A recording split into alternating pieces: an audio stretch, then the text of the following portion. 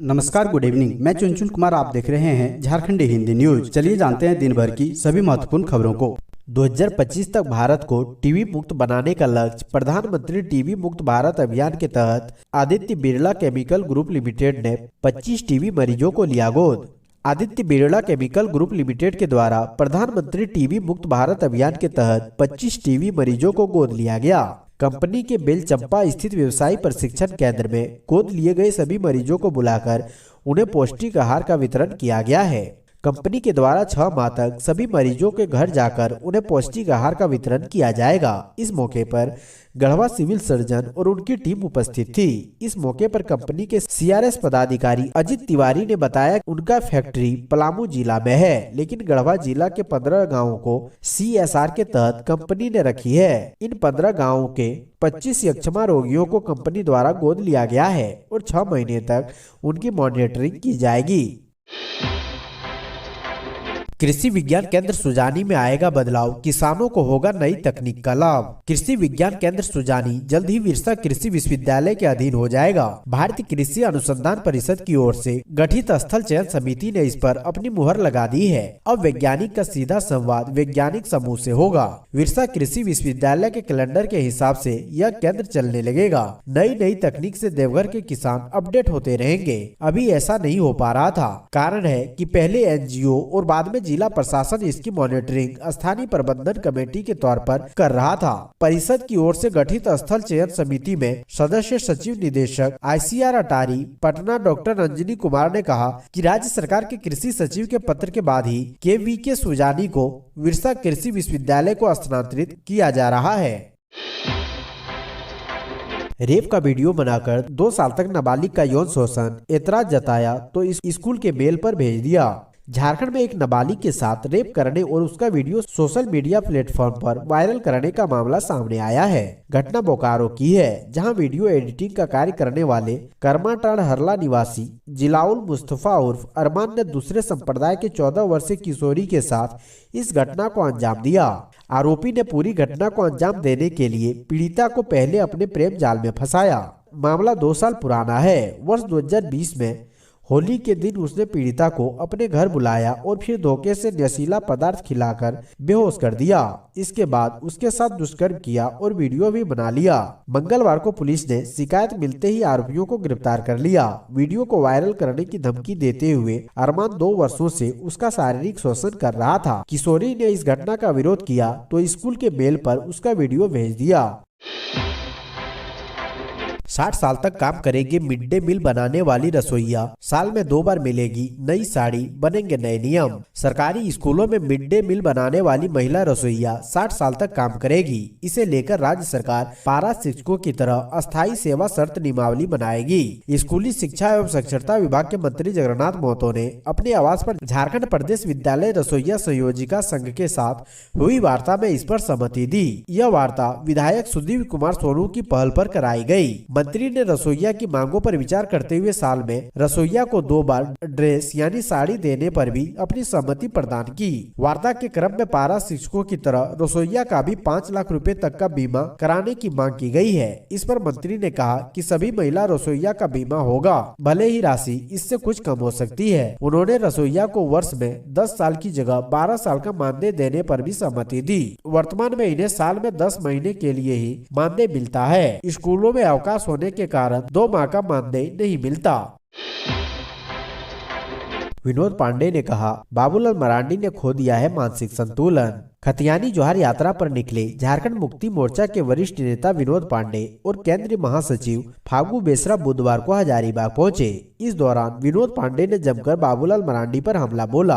कहा कि बाबूलाल मरांडी मानसिक संतुलन खो चुके हैं और उन्हें इलाज कराने की जरूरत है। कहा कि अगर उन्हें इलाज कराने में समस्या आ रही है तो हम लोग उन्हें मदद करेंगे। दरअसल बाबूलाल मरांडी ने खतियानी जोहार यात्रा पर सवाली निशान खड़ा करते हुए कहा था कि यह पैसे की बर्बादी है। इस पर विनोद पांडे पांडे ने कहा कि राज्य की जनता चाहती है कि उनके राज्य की मुखिया उनके पास आए और इसमें बुराई कहाँ है। सरकार चाहती है कि आम जनता के पास जाकर उनका आभार जताएं। इसी क्रम में 8 दिसंबर से खतियानी जोहार यात्रा की शुरुआत हुई है। विनोद पांडे ने कहा कि पहले क्रम में यह यात्रा गढ़वा, पलामू, गुमला होते हुए देवघर जाएगी। देवघर से मुख्यमंत्री रांची पहुंचेंगे। बाद में दूसरे चरण की यात्रा शुरू होगी।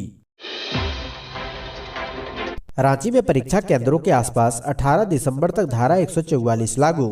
झारखंड कर्मचारी चयन आयोग द्वारा आयोजित झारखंड सचिवालय आशु लिपिक प्रतियोगिता परीक्षा 2022 को लेकर जिला प्रशासन की ओर से अगले 4 दिनों तक धारा 144 लागू की गई है। सदर एसडीओ द्वारा धारा 144 के अंतर्गत प्रदत्त शक्तियों का प्रयोग करते हुए इन परीक्षा केंद्रों के 200 मीटर की परिधि में धारा 144 लगाई गई है। यह परीक्षा 14 दिसंबर से 18 दिसंबर तक प्रथम पाली में सुबह 9 बजे से दोपहर 12 बजे तक और द्वितीय पाली शाम 3 बजे से 6 बजे तक विभिन्न परीक्षा केंद्रों पर होनी है। कदाचार मुक्त परीक्षा और विधि व्यवस्था के लिए डीसी और एसएसपी द्वारा पुलिस बल और पुलिस पदाधिकारियों के साथ दंडाधिकारी की प्रतिनियुक्ति की गई है। झारखंड में नहीं थम रहा हाथियों का आतंक, 24 घंटे में एक हाथी और 2 लोगों की मौत। झारखंड में हाथी मानव संघर्ष थम नहीं रहा है। पिछले 24 घंटे के दौरान एक हाथी और 2 लोगों की मौत हो गई है। पिछले एक हफ्ते में राज्य के अलग अलग इलाकों में हाथियों ने बड़े पैमाने पर फसलों को नुकसान भी पहुँचाया है। पूर्वी सिंहभूम जिले के निमडी प्रखंड के होटू गाँव में बुधवार की सुबह करीब 6 बजे झुंड से बिछड़े हाथी ने 87 वर्षीय श्याम गोफ को कुचल कर मार डाला। वह सुबह शौच के लिए घर से निकले थे, तभी झाड़ी से बाहर आए हाथी ने उन्हें कुचला और सूंड से लपेट लिया। घटना की सूचना मिलने के बाद निमडी थाना की पुलिस व वन विभाग के अधिकारी घटनास्थल पर पहुंचे। उधर बोकारो जिले के गोबिया प्रखंड अंतर्गत जुमरा पहाड़ की तलहटी में स्थित अम्बा टाण गाँव में मंगलवार की रात हाथी ने अपूर्गिया देवी नामक 74 वर्षीय महिला को कुचलकर मार डाला। युवा कांग्रेस की मासिक कार्यकारिणी की बैठक संपन्न। यूथ जोड़ो बूथ जोड़ो अभियान की हुई समीक्षा। धनबाद जिला युवा कांग्रेस अध्यक्ष गौरव कुमार के नेतृत्व में जिला कांग्रेस कार्यालय में मासिक कार्यकारिणी की बैठक में कई मुद्दों पर चर्चा हुई। सबसे पहले जिला कांग्रेस नवनियुक्त अध्यक्ष संतोष सिंह और कार्यकारी अध्यक्ष राशिद रजा अंसारी का फूल भेंट कर अभिनंदन किया गया। भारत जोड़ो यात्रा को सफल बनाने और संगठन के विस्तार के लिए युवा कांग्रेस की ओर से यूथ जोड़ो बूथ जोड़ो अभियान की बूथ स्तर पर समीक्षा की गई। इस दौरान खुर्शीद अंसारी को जिला सचिव नियुक्त किया गया। प्रभारी प्रिंस ने कहा कि आज देश की जनता गिरती अर्थव्यवस्था, बढ़ती महंगाई और बेरोजगारी जैसी समस्याओं से परेशान है। भारत जोड़ो युवा जोड़ो अभियान के तहत कार्यकारिणी की बैठक में इन तमाम मुद्दों पर चिंतन हुआ और आगे की रणनीति तय की गई। एक माह से हर दिन 3 घंटे तक कट रही बिजली, पूरा विभाग जुटा है वसूली में। लोगों की असुविधा से मतलब नहीं। एक माह से पूर्वी सिंहभूम समेत पूरे कोल्हान में बिजली संकट जारी है। हर दिन 2 से 3 घंटे बिजली कटौती हो रही है, लेकिन विभाग का इस ओर ध्यान ही नहीं है। पूरा विभाग बिजली बिल की वसूली में जुटा हुआ है। लोगों को असुविधा से उसे मतलब नहीं है। ठंड का मौसम होने के कारण लोगों को ज्यादा दिक्कत नहीं हो रही है, पर सुबह शाम पानी को लेकर समस्या आती है। बिजली निगम जितनी तेजी से बकाये बिल की वसूली के लिए अभियान चलाता है, उतनी तेजी से बिजली की समस्या का समाधान नहीं करता है। इस माह पूरे कोल्हान में 30,000 बकायेदारों का बिजली कनेक्शन काटने का लक्ष्य है। राजस्व वसूली को लेकर भी हर डिवीजन के कार्यपालक अभियंता का टारगेट निर्धारित कर दिया गया है। वहीं ऊर्जा मित्रों को निर्देश दिया गया है कि 80% कम बिलिंग होने पर उन्हें हटाया जाएगा। कुल मिलाकर बकाया की वसूली में बिजली विभाग जितना तत्पर है, बिजली की समस्या को लेकर उतना ही लापरवाह है।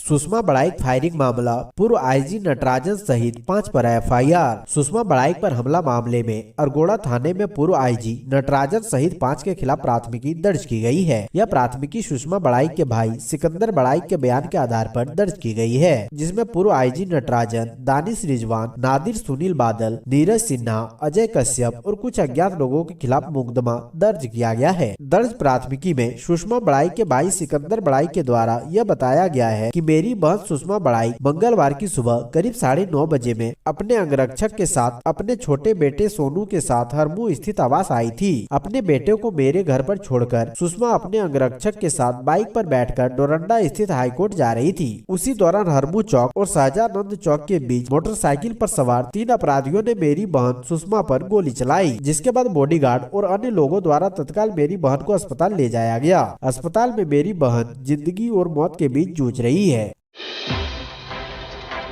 जामताड़ा में कांग्रेस की भारत जोड़ो यात्रा में हंगामा, प्रदेश अध्यक्ष के साथ हुई धक्का मुक्की। जामताड़ा जिले में निकाले गए कांग्रेस के भारत जोड़ो यात्रा के दौरान जमकर हंगामा हुआ है। इस दौरान कांग्रेस के झारखंड प्रदेश अध्यक्ष राजेश ठाकुर के साथ धक्का मुक्की हुई है। उनके सामने विधायक इरफान अंसारी के समर्थकों ने जमकर नारेबाजी की। इस दौरान काफी देर तक वहां अफरा तफरी का माहौल रहा। जानकारी के अनुसार जामताड़ा में कांग्रेस के भारत जोड़ो यात्रा के दौरान अचानक कांग्रेस से निलंबित विधायक इरफान अंसारी और उनके समर्थक गए, जिन्हें पार्टी कार्यक्रम में आमंत्रित नहीं किया गया था। लेकिन विधायक अपने समर्थकों और बहन सबाना खातून समर्थकों के साथ कार्यक्रम में शामिल हुए, जिसे लेकर हंगामा खड़ा हुआ। इस दौरान इरफान अंसारी के समर्थकों और कांग्रेस कार्यकर्ताओं के बीच काफी देर तक झड़प जैसे हालात बने रहे। प्रदेश अध्यक्ष राजेश ठाकुर के सुरक्षा कर्मियों के साथ भी धक्का मुक्की की गयी, जिसके बाद गुस्साए प्रदेश अध्यक्ष ठाकुर कार्यक्रम छोड़कर जाने लगे। बाद में विधायक इरफान अंसारी ने समझा बुझाकर उन्हें मंच पर बैठाया, जिसके बाद कार्यक्रम चालू हुआ। नाबालिग से दुष्कर्म के आरोपितों की आखिरी सांस तक जेल में घुटकर बिताएंगे जिंदगी, कोर्ट ने सुनाई सख्त सजा। पोक्सो मामले के विशेष न्यायाधीश आसिफ इकबाल की अदालत ने नाबालिग से सामूहिक दुष्कर्म के मामले में दोषी सुभाष मुंडा एवं डेविड होरो को अंतिम सांस तक जेल में रहने की सजा सुनाई है। दोनों पर 10-10 हजार रूपए का जुर्माना भी लगाया गया है। बीते तीसरे अभियुक्त प्रेम कश्यप को दुष्कर्म के प्रयास में दोषी पाकर 5 साल कैद की सजा सुनाई है। अभियुक्त सुभाष एवं डेविड पर पिस्टल के बल पर सामूहिक दुष्कर्म करने जबकि प्रेम पर दुष्कर्म का प्रयास करने का आरोप था। घटना को लेकर पीड़िता ने रांची के नामकुम थाने में 15 दिसंबर 2018 को दर्ज प्राथमिकी में कहा था कि दोनों नाबालिग लड़कियां अपने दोस्तों का जन्मदिन मनाने रमेता डैम यानी दसम फॉल गई थी। इस दौरान घर लौटने के क्रम में रास्ते में अभियुक्त उन्हें घसीटते हुए जंगल की ओर ले गए और पिस्टल के बल पर एक के साथ सामूहिक दुष्कर्म किया और दूसरे के साथ दुष्कर्म का प्रयास किया गया। पीड़िता के दोस्तों को रास्ते में रोककर मारपीट भी की थी।